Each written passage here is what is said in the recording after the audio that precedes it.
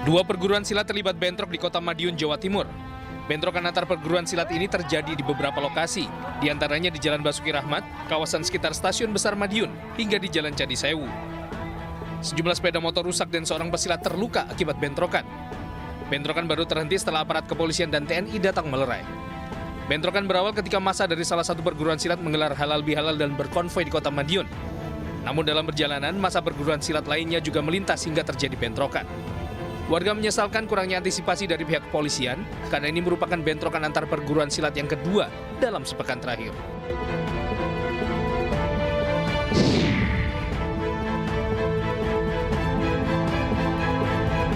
Penyidik Bareskrim Polri kembali menyita supercar milik Indra Kents dalam kasus investasi bodong trading Binomo. Mobil warna hitam dengan logo kuda jingkrak disita penyidik Direktorat Tindak Pidana Ekonomi Khusus Bareskrim Polri dari rumah Indra Kents di Medan, Sumatera Utara. Mobil mewah dikirim dari Medan ke Bareskrim menggunakan jasa ekspedisi. Saat ini mobil terparkir bersama sejumlah kendaraan sport milik tersangka Doni Salmanan yang lebih dahulu menjadi barang bukti. Dari tangan Indra Kents, Bareskrim Polri telah menyita sejumlah aset dengan nilai puluhan miliar rupiah.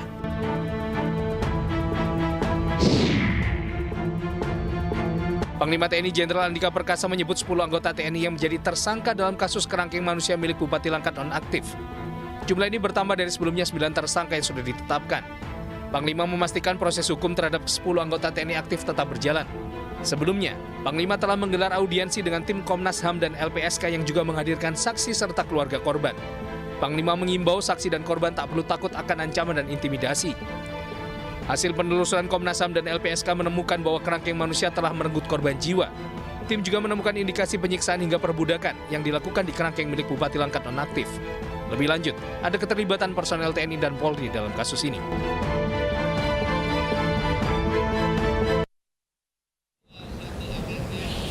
Pemirsa, keluarga histeris saat menerima jenazah bocah perempuan yang hilang dan tenggelam di Sungai Padang Senin pagi. Korban ditemukan oleh tim SAR setelah mencari selama 3 hari.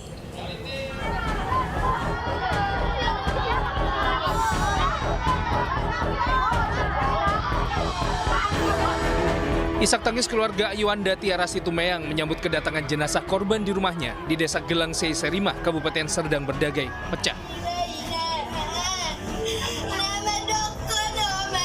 Penantian selama 3 hari keluarga korban akhirnya berakhir dengan ditemukannya jenazah buah hati mereka. Korban dinyatakan hilang pada Sabtu sore saat asik mandi bersama sejumlah temannya dan ditemukan Senin pagi. Dan pada jam 9 lebih kurang, kita menemukan tanda-tanda yang mencurigakan di sekitaran akar-akar kayu. Kita melihat tanda mencurigakan dan kita mendekati, kita ambil gayung sampan perahu WNTB, kita angkat, ternyata mayat. Rencananya korban akan dimakamkan di pemakaman desa setempat.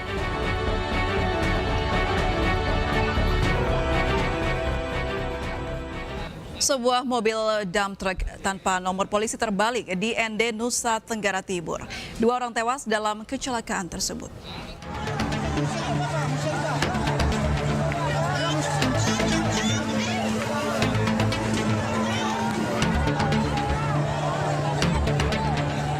Tangis histeris pecah saat evakuasi korban kecelakaan dump truck di Kampung Raba, Desa Wajakea Jaya, ND Nusa Tenggara Timur, Senin pagi.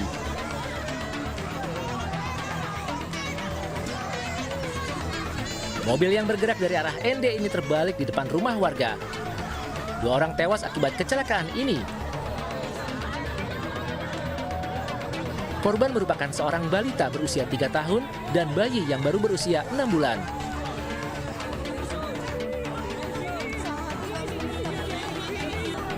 Korban tewas dan luka kemudian dibawa ke rumah sakit terdekat dengan menggunakan mobil pick-up. Sementara penyebab kecelakaan masih diselidiki polisi.